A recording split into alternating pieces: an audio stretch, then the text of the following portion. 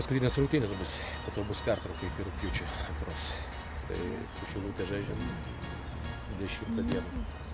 Liepos 10 dieną čia namuose. Ir reikia sėkmingai sužaisti ir išeiti.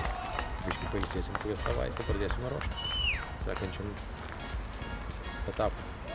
Prasidės antras etapas? Praktiškai dvi rungtynės jau kaip ir prasidėjo antrą ratą, bet paskui bus pertrauka. Ir pradėsim vėl. Reikia dar truputėlį keletą žaidėjų. Matom, kad gynėjo pozicija ir puolėjo saugo tokio reikėtų žaidėjai, kadangi 2 žaidėjai išėjo.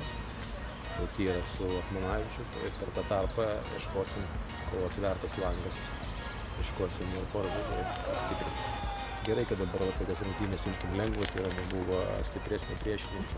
Šilutė atvažiuoja ir jie kaip nors mums reikia išlaukti tą momentėlį ir pasistiprinus galėsim lengvai. Sakėt, kad šiandien jaunimą išleidot, tai kaip jaunimas pasirodė, ar pateisino lūkesčius? Galiu pasakyti, kad, kaip ir sakiau, Paulius Sirdavičius įmušė įvartį, tai puolėjas gerai.